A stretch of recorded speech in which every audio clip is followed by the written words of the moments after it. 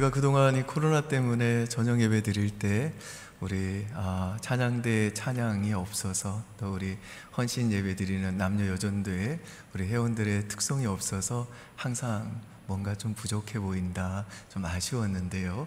오늘 오랜만에 우리 또 샤론 찬양대의 찬양이 또 우리 90 남전도회의 또 아름다운 찬양이 저녁 예배 가운데 울려 퍼지니까 너무 감격스럽고 너무 큰 은혜가 됩니다.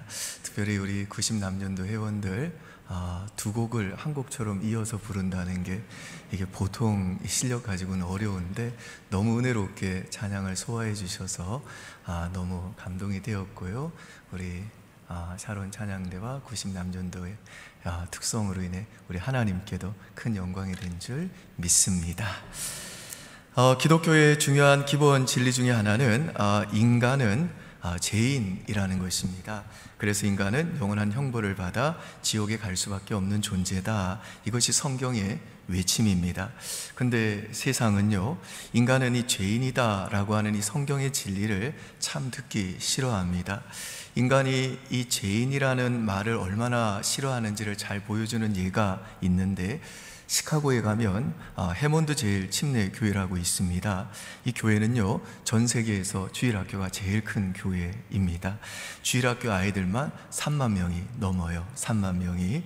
그래서 교회가 주일이 되면 복적복적 애들로 시끌벅적 됩니다.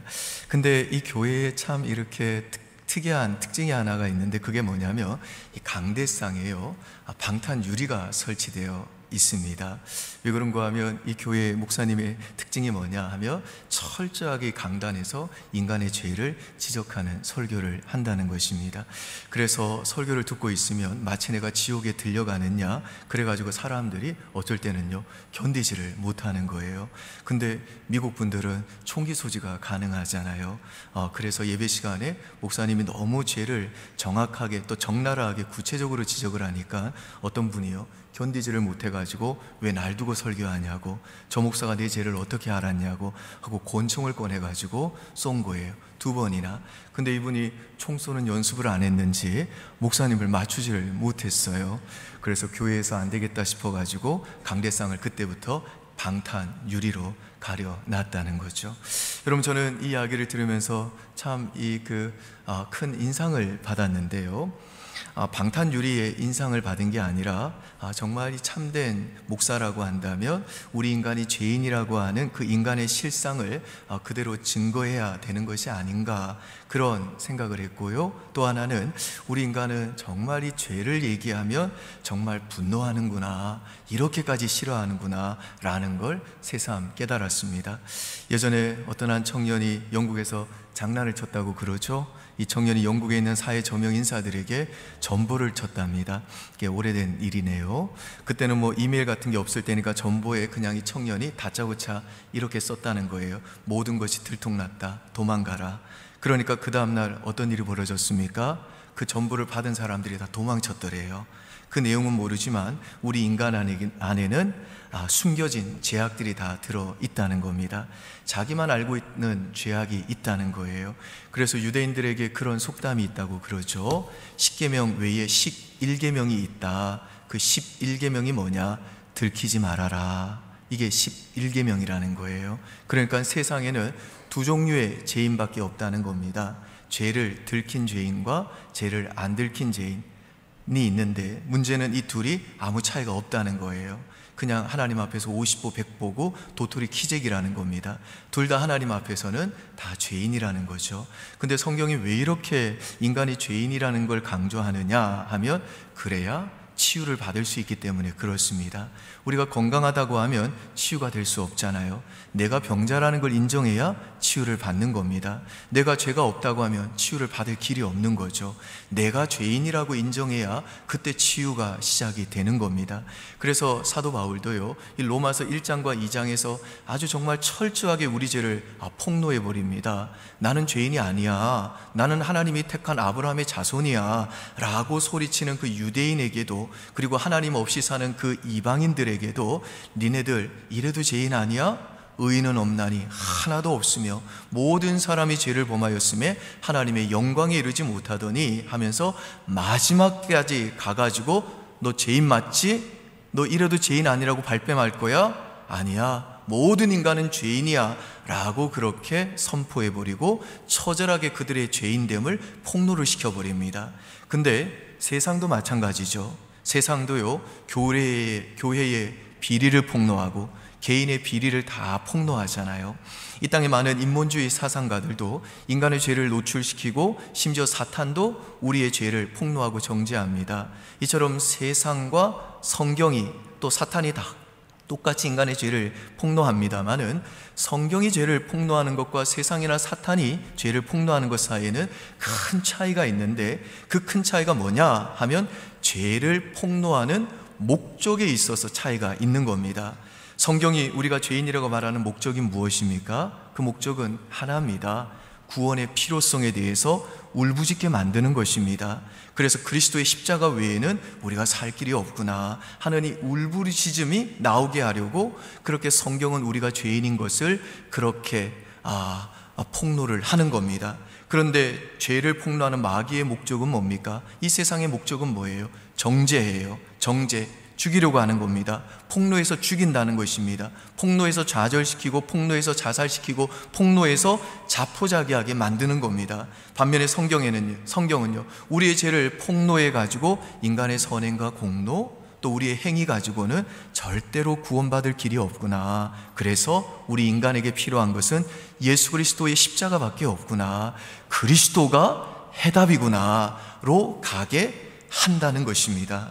여러분, 우리가 예수를 믿고 나서도요, 우리에게는 언제나 예수님만이 해답입니다. 그래서 찬송가 우리가 즐겨 부르는 540장 보면 내가 매일 십자가 앞에 더 가까이 가오니 구세주의 흘린 피로써 그 나를 정결케 하소서. 내가 매일 십자가 앞에 더 가까이 갑니다. 그러는데 저는 우리 모든 성도들이 매일 불러야 될 찬양이 이거밖에 없다고 생각합니다. 매일같이 십자가 앞에 더 가까이 나가서 십자가의 그 은혜로 말미암아 나의 죄를 씻어주시고 나를 회복시켜 주십시오. 이게 우리의 매일의 고백이 돼야 된다는 것입니다. 그러면요, 살아계신 하나님께서 그 예수 그리스도의 능력에 보혈의 피로 말미암아 우리를 용서해 주시고 건져 주시고 또 회복시켜 주신다는 겁니다. 그리고 과거의 죄에 대한 그 상처, 또 죄에 대한 그 저주, 우리의 그 아픔들이 다 변화가 돼가지고 선한 것으로 축복의 모습으로 변화될 수 있다라는 겁니다. 이게 바로 복음의 능력이라는 겁니다. 이게 바로 우리 주 예수 그리스도의 보혈의 능력이라는 겁니다. 믿으시나요, 여러분? 아멘. 이처럼 우리 인간은 모두 죄인인데 하나님께서 그 아들 예수 그리스도의 십자가를 통해 우리를 구원하셨다는 기쁜 소식, 굿뉴스가 바로 복음입니다. 좀 오래된 이야기입니다마는 어느 일본 교회 지도자가 이런 얘기를 하셨어요. 일본 교회가 지금은 참 연약합니다만 옛날에도 그렇게 연약했던 게 아니었다는 거예요. 2차 세계대전이 끝나고 난 다음에 많은 성도들이 교회로 몰려왔다고 합니다. 몰려드는 이유가 뭐냐면 일본이라는 나라가 이제 2차 세계대전 때 미국하고 연합군에게 피하고 난 다음에 강한 것에 대한 호기심이 생겼다는 겁니다. 그래서 그 유럽이나 미국에서 건너왔다고 하는 그 교회에 사람들이 많이 몰려왔대요. 근데 그때 일본 교회가 썼던 정책이 뭐냐 하면 전쟁 이후에 그 상처받은 심령들을 치유한다, 그런 명목으로 젊은 사람들이 오면 교회에서 영어 공부를 시켰답니다. 그래서 지금도 뭐 와세다 대학이니 뭐 이런 데 가보면 교회는 어떤 곳이냐 하고 교회에 대한 이미지 하나만 적어내라 그러면 교회는 영어를 가르치는 곳이다, 이런 이미지가 아직도 남아 있다는 겁니다. 그리고 아줌마들이 오면요, 앉혀놓고 예배드리고 성경 공부하고 복음 전하고 제자 훈련시키는 게 아니라 의자 싹 뒤로 밀어놓고 포크 댄스 가르쳤대요. 전쟁의 그 상처를 아물게 한다고 그랬다는 겁니다. 그러니 뭐 재밌었겠죠. 근데 시간이 지났습니다. 이제 사회가 안정이 됐어요. 여러분 한번 생각해 보세요. 교회에서 가르쳐주는 영어가 좋겠습니까? 학원에서 가르쳐주는 영어가 더 좋겠습니까? 어느 곳이 더 영어를 더 잘 가르치겠어요? 당연히 학원이겠죠. 그러니까 교회에 있는 그 청년들이 다 학원으로 빠져나가 버렸습니다. 교회에서 의자 밀어놓고 추는 포크 댄스가 재밌겠습니까? 카바레에 가가지고 제비족하고 노는 게 재밌겠습니까? 물어보나 마나죠. 카바레에 가가지고 제비족하고 노는 게 더 재밌죠. 그러니까 또 거기로 다 빠져나가 버렸다는 거예요. 그래서 교회가 텅텅 비게 됐다는 겁니다. 그러면서 그 일본 목사님이 그러세요. 한국 교회를 내가 지금 잘 보니까 자꾸만 인간적인 테크닉, 방법론, 프로그램 갖고 자꾸만 가고 있는 것 같은데 일본 교회의 실패를 보는 것 같습니다. 그러면서 한국 교회는 이제 복음의 본질로 돌아가야 됩니다. 그러셨습니다. 이게 벌써 몇십 년 전인데요, 저는 이게 참 여전히 우리에게 의미가 있다고 생각이 듭니다. 여러분, 교회는요, 이 지역사회를 위해서 어렵고 힘든 사람들 돌아보고 구제하고 돕는 사역 해야 됩니다. 너무너무 중요한 사역이고 우리 교회도요, 할 수만 있다면 나름대로 늘 매년 이 일에 힘을 더욱더 많이 쓰려고 애를 쓰는 교회 중에 하나입니다. 그러나 교회가 해야 될 가장 중요한 일은 뭐냐? 주님이 왜 이 땅에 교회를 세워주셨냐 하면 영혼 건지고 구원하기 위해서 복음 전하라는 겁니다. 그러니까 교회는 어떤 곳이냐 하면 인간이 죄인이라는 사실을 강조하고 예수님만이 우리의 유일한 구원의 길이다 라고 하는 십자가의 그 부활, 십자가와 부활의 그 복음 선포하고, 그 다음에 그 복음의 능력으로 말미암아 구원받은 하나님의 백성들이 모여 하나님이 우리 인생과 이 역사의 주인이시라고 하는 그 하나님의 왕되심을 선포하며 예배를 드리고, 또 복음을 통해 그 일꾼들을 세워 그 복음을 전파하고 하나님 나라를 확장하는 그 사명을 가진 공동체, 그 공동체가 바로 교회라는 것입니다.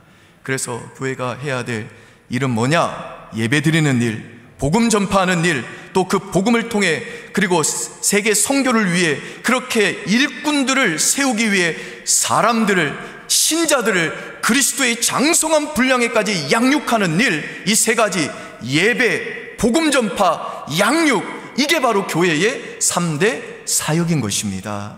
그래서 오늘 본문에서 사도 바울은 로마 교회에 가는 길이 여러 차례 막혔음에도 불구하고 자기가 할 수 있는 대로 로마에 가서 복음을 전하기를 힘쓴다고 말씀합니다. 왜요?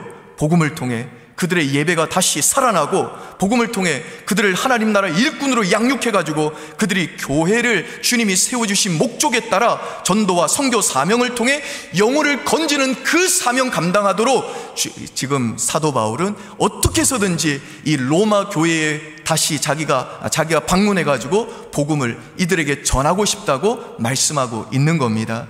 그러면서 사도 바울은 이 이야기를 하면서 자기는 복음의 빚진 자다라고 하는 말씀을 합니다. 오늘 본문 한번 보실까요? 13절에서 15절 한번 같이 한번 읽습니다. 시작.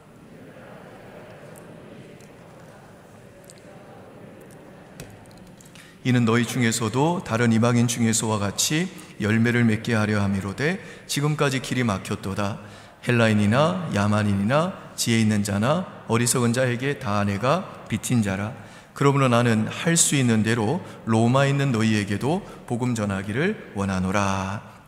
여기에서 헬라인이나 야만인이나 지혜 있는 자나 어리석은 자라는 이 말은요, 모든 사람을 가리킵니다. 그러니까 사도 바울은 지금 뭐라고 고백하는가 하면 자기는 모든 사람들에게 복음을 전해야 되는 복음의 빚진 자다라고 그렇게 고백을 하는 겁니다. 여러분, 우리가 빚을 지는 경우가 두 경로가 있죠. 하나는 어떤 사람으로부터 내가 돈을 빌리는 경우죠. 예컨대 제가 오늘 찬양 인도하신 우리 김민선 목사님께 1,000만 원을 빌렸다고 하면 저는 김 목사님께 그 1,000만 원을 갚을 때까지는 빚진 자입니다. 그리고 우리가 또 빚진 자가 되는 길이 있는데 뭐냐면 누군가에게 주라고 제3자로부터 제가 돈을 받게 되는 경우입니다. 예컨대 우리 김 목사님이 저한테 우리 청년들을 위해서 우리 청년들 장학금으로 쓰라고 1,000만 원을 저에게 맡겨주셨다고 한다면 제가 그 돈을 청년들에게 전부 다 전달하기 전까지는 저는 그 청년들에게 빚진 자가 되는 겁니다.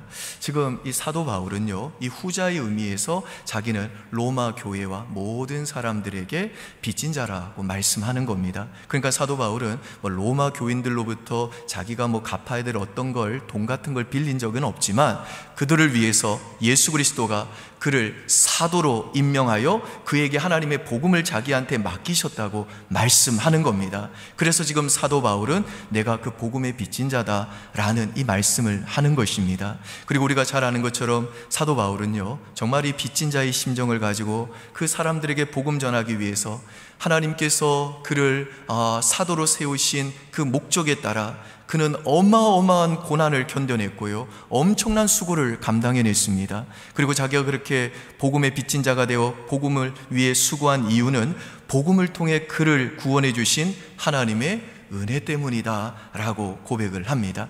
디모데전서 1장 12절에서 15절 한번 보실까요? 한번 같이 읽죠. 시작.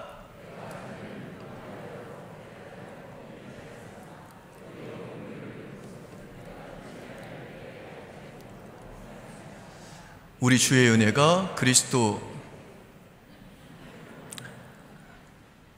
우리 어디야?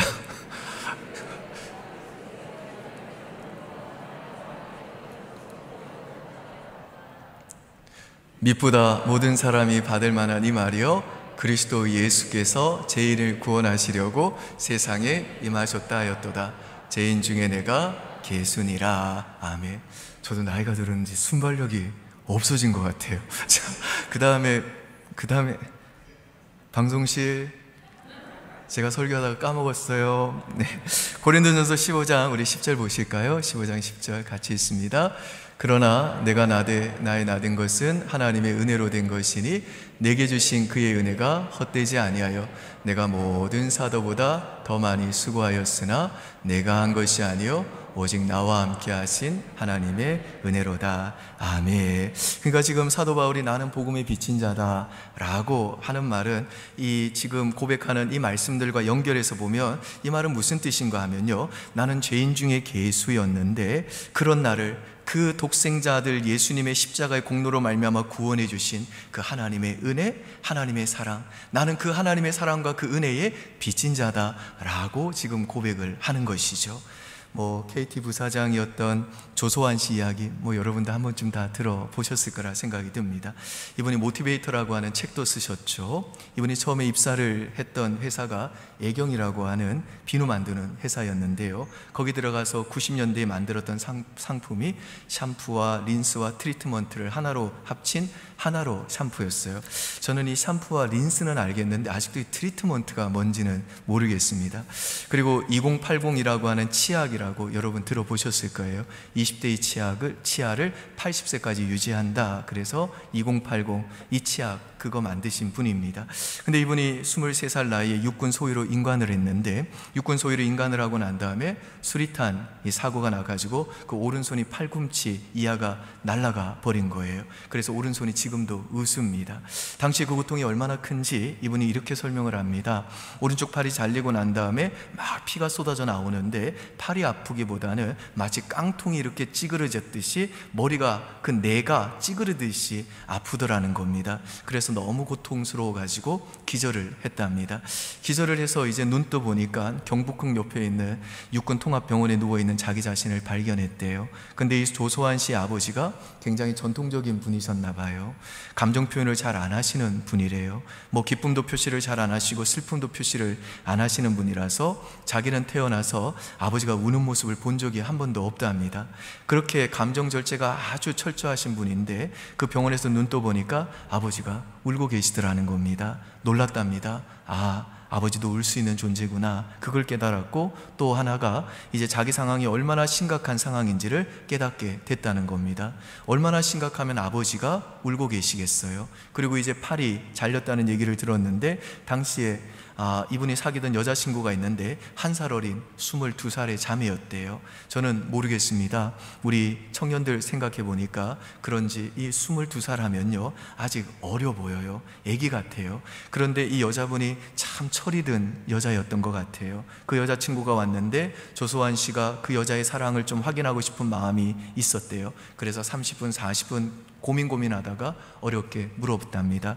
내가 이렇게 오른팔이 잘렸음에도 불구하고 여전히 나를 사랑하느냐, 이렇게 물었더니 여자가 얄궂게도 대답은 안 하고 고개만 2번 끄덕끄덕 거리더라는 겁니다. 그때 막 날아갈 기분이었답니다. 세상에 이런 행복이 다 있나 하고 너무 기뻤대요. 기뻤는데 여자분이 어느 정도로 철이 든 분이셨냐면 이사를 왔대요. 경북 옆으로 이사를 와가지고 아침 저녁으로 음식을 해다 갖다 봐주고 먹여주고, 또 낮에는 계속 병간호를 해줬다는 겁니다. 그때 당시에 조소환 씨 얘기가 그래요. 자기가 오른팔이 잘려나갔지만 그 순간만큼은 행복했답니다. 정말 행복했대요. 그렇죠. 뭐 사랑하는 여자가 바로 옆에서 모든 걸 다 해주고 돌봐주고 하니까 얼마나 행복했겠어요. 근데 그 행복도 잠시 잠깐 그 여자친구의 아버지가 왔다라는 겁니다. 그리고 다짜고짜 딸을 끌고 가려고 그랬대요. 여러분도 그 심정 아시죠? 저도 뭐 딸이 하나 있는데 제 딸이 만약에 한쪽 팔 잘린 남자한테 결혼한다 그러면 일단은 반대할 것 같아요. 제가 뭐 악해서가 아니겠죠. 여러분이 제 보기에도 제가 뭐 그렇게 악하게 생기지는 않았잖아요. 악한 게 아니고 딸을 더 사랑하는 거죠. 딸을 너무 사랑하니까 반대하겠죠. 저는 그 아버지 심정 그래서 이해가 됩니다. 그래서 아버지가 집에 가자 그랬더니 딸은 안 간다. 그러니까 또 한국 아버지 특유의 협박이 있지 않습니까? 너 저놈 부인할래? 내 딸 할래? 둘 중에 하나 골라라. 아니면 호적에서 파버린다. 뭐 이런 식의 얘기를 했대요. 근데 언제나 질문에 대한 대답 중에 최고의 대답은 또 다른 질문을 하는 거잖아요. 여자분이 굉장히 똑똑했던 것 같아요. 아버지한테 뭐 대답하기 이전에 질문을 하나 먼저 던진 거예요. 아버지, 이 세상을 살다 보면 그럴 일은 없겠지만 또 그래서도 안 되겠지만 아버지도 사고를 당할 수 있는 거 아닙니까? 아버지가 사고를 당하셔가지고 오른팔이 잘렸다 그러면 어머니가 어떤 태도를 보였으면 좋겠습니까? 나는 한쪽 팔 잘린 남자하고 살 수 없어, 그래서 이혼하자 그러고 재혼했으면 좋겠습니까? 아니면 나는 당신의 오른팔을 사랑한 것이 아니라 당신 전체를 사랑했다 그러고 살길 원하십니까? 뭐 아버지가 할 말이 없죠. 아버지가 씩씩거리면서 그냥 가더라는 겁니다. 그 옆자리에 누워서 이 장면을 바라보던 조소은 씨가 눈물이 나더라는 거예요. 그리고 참 고마운 마음도 들고, 그런데 자기 마음을 한마디로 묘사한다 그러면 내가 이 여자한테 빚을 졌다 라는 느낌이 들더라는 겁니다. 내가 빚을 졌어. 빚을 진 거야. 이 여자한테 정말 인간적인 빚을 졌다.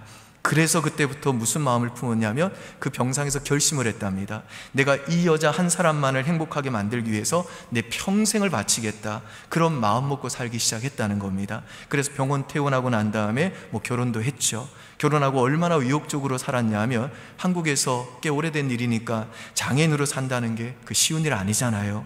굉장한 서러움도 많고 차별도 많고 하는데 다 이길 수 있더라는 겁니다. 그러니까 이게 사랑의 힘이라는 게 대단한 거죠. 그러니까 이분이 그렇게 많은 아이디어가 나오게 했던 게 뭐냐 하면 지금도 이분은 묵상을 한다는 거예요. 내가 내 아내를 위해서 어떻게 할 것인가, 내가 아내를 어떻게 하면 행복하게 만들 것인가. 그러면요 막 아이디어가 떠오른다는 거예요. 그러면 2080도 나오고, 어떻게 하면 아내를 행복하게 만들까 그러면 하나로 샴푸 뭐 이런 것도 막 나오고 그랬다는 겁니다.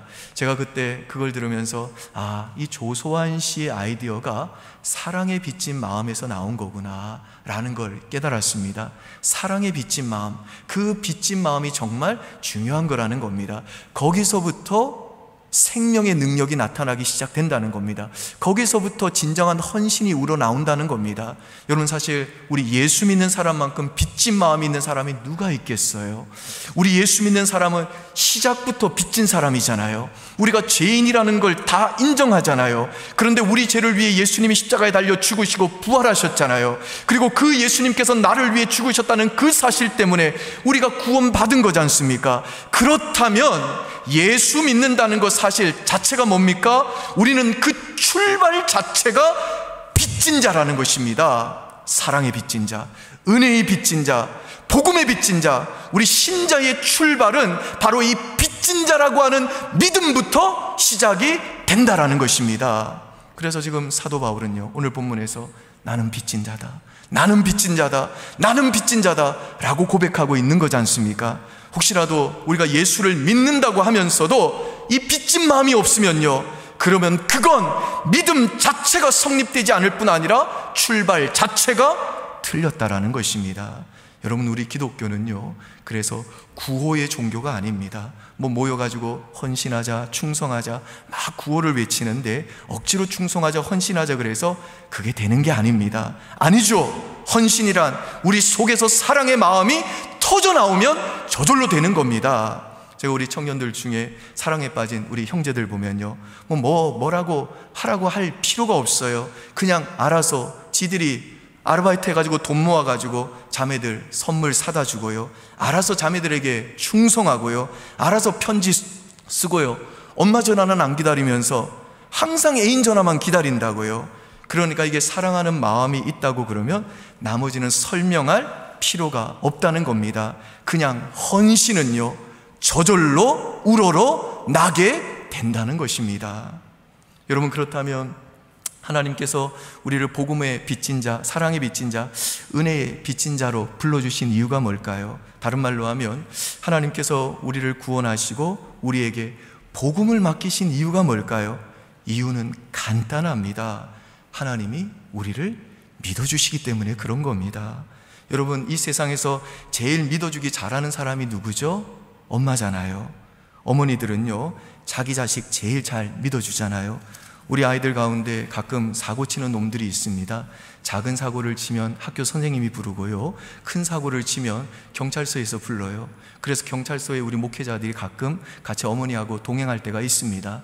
차 타고 간다고요. 근데 어머니들은요, 그 차 타고 가면서 그 아들 꺼내주려고 가면서 단 한 번도 말을 멈춘 적이 없습니다. 어머니는 뭐라고 그러는 줄 아세요? 내 아들은 그럴 놈이 아니에요. 내 아들은 그럴 놈이 아니에요.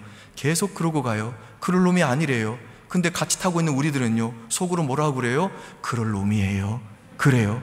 입으로는 얘기는 못하지만 그래도 엄마는요, 계속 얘기합니다. 내 아들은 그럴 놈이 아니라고. 그러지만 우리는 다 알죠, 그럴 놈이라고. 그래서 엄마들이 하는 얘기는 별로 근거가 없어요. 이 사랑하니까 그냥 믿어주는 겁니다. 그 다음에 경찰서에 딱 갔어요. 경찰서에 가면요, 이제는 빼도 박도 못하는 물증들이 나오는 겁니다. 그놈이 패고 막 돈 뜯고 한 게 막 나타나요. 그 아들이 잘못한 거예요. 그럼 엄마가 또 뭐라고 하는지 아세요? 절대 어머니의 입은 그때도 닫아질 수가 없습니다. 친구를 잘못 만나서 그래요. 친구를 잘못 만나서 그런다고 그래요. 그런데 알고 보면요, 그놈이 왕초거든요. 리더거든요. 친구를 그래도 잘못 만났대요. 그래서 사람들이 네가 왕초잖아, 네가 두목이잖아. 그러면요, 어머니는 또 뭐라고 그러는 줄 아세요? 어렸을 때 얘가 상처가 있어서 그래요. 그런다고요. 그러니까 엄마는요, 끝까지 아들 편인 겁니다. 그렇죠. 여러분, 그럴 때 제가 깨달았습니다. 아, 그래서 자녀들이 자라나는구나. 엄마는 자식에 대한 이 슈퍼 믿음을 가진 소유자구나. 엄마들은 비록 하나님에 대한 믿음은 별로 없지만 아들에 대한 믿음은 정말 슈퍼 믿음의 소유자구나. 그래서 아이들이 그 엄마의 사랑과 그 엄마의 믿음 먹고 자라는구나. 여러분, 잘 보세요. 누군가를 진짜로 믿어주면요, 거기에는 언제나 변화가 나타납니다. 우리 자식들에게 왜 변화가 안 나타나는 줄 아십니까? 믿어주지 않아서 그래요. 믿어주면 다 변화가 나타나요. 그냥 응성박지로 키우라는 거 아닙니다. 잘못했는데도 두둔해주라는 거 아닙니다. 내 자식이 아니라 하나님이 내게 주신 자식이고, 하나님이 이 자식을 주셨을 때는 내가 너와 내 후손의 하나님이 될 것이라는 그 언약의 약속을 가진 자녀로 태어났기에 그 신실하신 하나님이 그 언약을 이 아들의, 이 딸의 인생에 반드시 성취할 걸 나는 믿기 때문에 끝까지 부모는 그 자식을 믿어줄 수 있는 겁니다. 그때 변화가 나타난다는 겁니다. 그래서 부활하신 예수님이 베드로 만나서 하신 일이 뭐예요? 믿어준 거잖아요. 부활의 주님이 예수님 만났습니다. 예수님 3번이나 부인한 사람이잖아요. 뭐 베드로는 면목이 없죠. 무슨 할 말이 있겠어요? 입이 100개라도 할 말이 없는 제자라고요. 그렇죠. 근데 예수님 만나가지고, 베드로 만나가지고 묻잖아요. 네가 이 모든 사람들보다 더 나를 사랑하느냐? 현재 시제로 묻잖아요. 베드로가 그래도 대답할 수 있는 말 묻잖아요. 그랬더니 내가 주를 사랑하는 줄 주께서 아십니다. 그러잖아요. 예수님이 그 다음에 뭐라고 그럽니까? 내 양을 먹여라, 내 양을 쳐라, 내 양을 먹여라. 무슨 말이죠? 예수님이 믿어준다는 거잖아요. 그래서 사명을 다시 맡겨주신 거잖아요. 믿어주잖아요. 믿어주니까 나중에 어떤 일이 벌어져요? 그 못난 베드로가 사도행전 보면요, 죽도록 충성하잖아요. 그리고 베드로가 나중에 십자가에 거꾸로 매달려 순교했다고 그러는데, 베드로가 이렇게 변화된 근거를 찾는다고 그러면 누구 때문에 그런 겁니까? 믿어주시는 예수님 때문인 거잖아요. 사람은요, 누군가를 끝까지 믿어줄 때 변화가 나타나게 된다라는 겁니다. 그래서 우리 사랑하는 부모님들, 주님이 우리를 믿어주시는 것처럼 여러분들도요, 자녀들 믿어주십시오. 믿어주면요, 자녀들이 변합니다. 변해요. 믿으시나요, 여러분? 아멘. 자, 그러면 우리는 이렇게 주님의 사랑에 빚진 자가 되어 주님이 우리를 믿어주셔서 복음을 맡겨주셨는데, 이 복음을 맡은 자로서 우리는 어떻게 살아야 될까요? 저는 소양 씨가 부른 장미라고 하는 찬양의 가사가 이 질문에 대한 답이라고 생각합니다. 이 가사 한번 보고 말씀 마무리하겠습니다. 저는 우리 소양씨가 한 번은 제가 곡성인가요? 곡성 그 장미 축제에서 이 노래를 부르더라고요. 제목이 이 장미라는 노래인데, 저는 그래서 이게 가요인 줄 알았어요. 근데 알고 보니까 이게 복음성가더라고요. 한번 보시면요, 내가 당신을 사랑하는 것을 무슨 말로 설명할 수 있을까요? 예쁜 장미를 꺾어 드릴까요? 그것으로도 부족한 것 같아요. 내가 당신을 예수님이죠, 사랑한다는 것을 무엇으로 표현할 수 있을까요?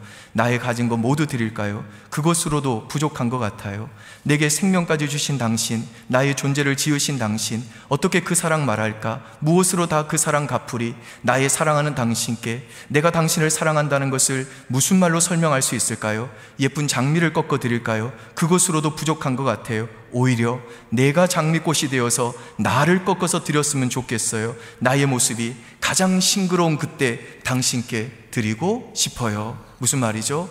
주님의 그 구원하신 사랑과 은혜가 너무너무 고마워서 나는 그 사랑에 빚진 자이기 때문에 예수님께 장미꽃을 드렸는데, 장미꽃을 드려도 마음에 차지가 않는 겁니다. 그래서 나중에는요, 내 자신을 드리고 싶다는 겁니다. 그래서 내가 장미꽃이 되어 나를 깨트려 나를 꺾고 나를 주님께 드리겠다는 겁니다. 멋진 표현이죠. 그러면서 그 다음에 하는 말이 뭐예요? 그냥 나를 드리는 게 아니에요.